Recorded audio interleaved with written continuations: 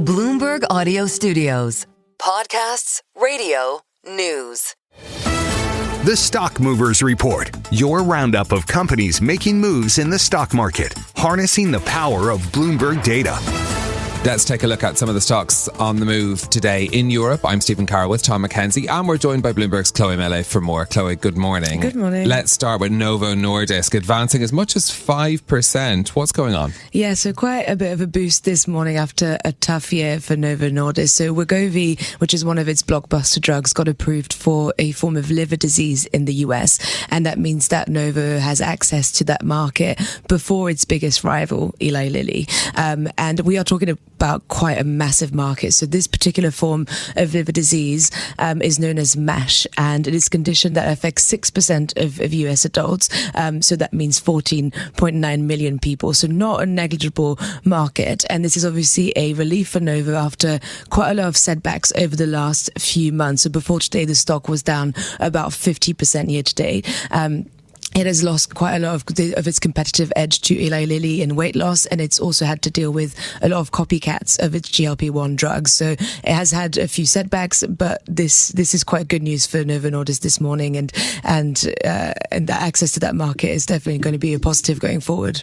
And Chloe, you talked about relief for Novo Nordisk in the drug space. There's also relief for Vestas when it comes to the wind turbine space as well. That stock is soaring, up 14%. The last time I checked, it was the biggest mover across European stocks. So what is the story when it comes to Vestas? Yeah, so for Vestas, that's because of tax guidance. So that doesn't sound that exciting, but it is quite interesting. So we basically have new guidance on tax credits that was issued by the IRS and the Treasury Department in the US. They released that guidance on Friday, and it's related to clean energy projects. And analysts have looked at that guidance and realized that those new rules were more lenient, better than was originally feared, and therefore kind of much more manageable for Vestas than expected. And this guidance is crucial because the wind and solar projects in the US must start construction within a year or be placed in service by the end of 2027 to qualify for some of those tax credits. So the clarity on those new rules is propping up Vestas this morning. I mean, personally, I love a bit of updated tax guidance. I think it's what makes my day, usually. Let's come back to a story here in London, and shares in Babcock are higher. What's driving that?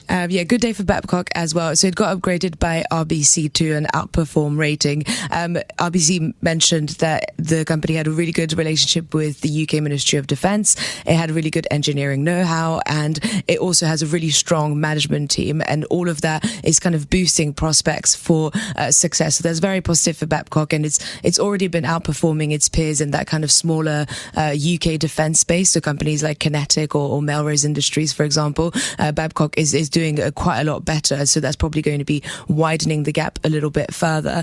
And Babcock is also benefiting from a broader rally in the defence sector in Europe. So we also saw shares in Rheinmetall and BAE, Hensoldt, etc. rise this morning, and that's obviously ahead of the talks between Trump and Zelensky. There's still quite a lot of uncertainty around what a potential peace deal might look like, and what Trump has promised Putin on Friday, and all of that is kind of boosting defense shares this morning. The Stock Movers Report from Bloomberg Radio. Check back with us throughout the day for the latest roundup of companies making news on Wall Street. And for the latest market-moving headlines, listen to Bloomberg Radio live. Catch us on YouTube, Bloomberg.com, and on Apple CarPlay and Android Auto with the Bloomberg Business app.